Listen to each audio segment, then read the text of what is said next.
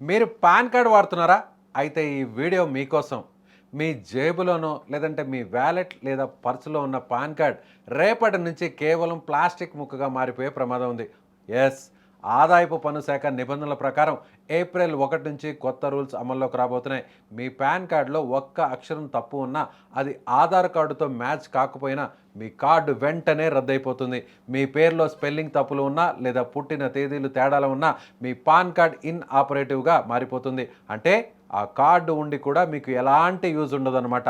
Bank ఖాతాలు తెరవాలన్నా, పెద్ద మొత్తంలో నగదు డ్రా చేయాలన్నా లేదా ఇన్సూరెన్స్ పాలసీలు తీసుకోవాలన్నా పాన్ కార్డ్ తప్పనిసరి.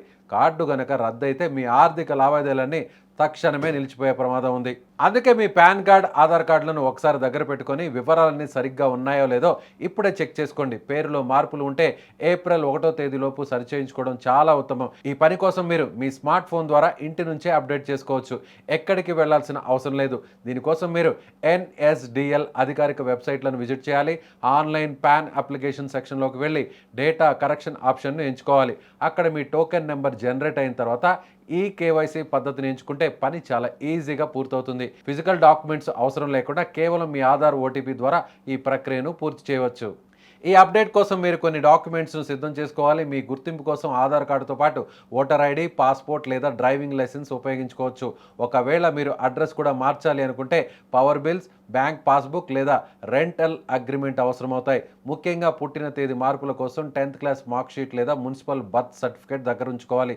ఈ మార్పుల కోసం ప్రభుత్వం నిర్ణయించిన నామమాత్రపు ఫీజు ₹110 ఆన్లైన్లో చెల్లించాల్సి ఉంటుంది. పేమెంట్ పూర్తయ్యాక మీ ఆధార్ వెరిఫికేషన్ చేసి డిజిటల్ సంతకం చేస్తే మీ అప్లికేషన్ ప్రాసెస్ అయిపోతుంది. ముఖ్యంగా పెళ్ళైన మహిళలు తమ పేరులో మార్పులు ఉంటే మ్యారేజ్ సర్టిఫికేట్ లేదా పాస్పోర్ట్ కాపీని సమర్పించాల్సి ఉంటుంది. ఒకవేళ మీరు చట్టబద్ధంగా మీ పేరు మార్చుకొని ఉంటే గెజెట్ నోటిఫికేషన్ కాపీ తప్పనిసరి. చిన్నపాటి స్పెల్లింగ్ తప్పులు ఉంటే మాత్రం ఆన్లైన్ ద్వారా చాలా వేగంగా సరిచేసుకోవచ్చు. ఏప్రిల్ 1 నుంచి ఆ తర్వాత మీ పాన్ కార్డు చెల్లకపోతే మీరు ఇన్కమ్ ట్యాక్స్ రిటర్న్ దాఖలు చేయలేరు.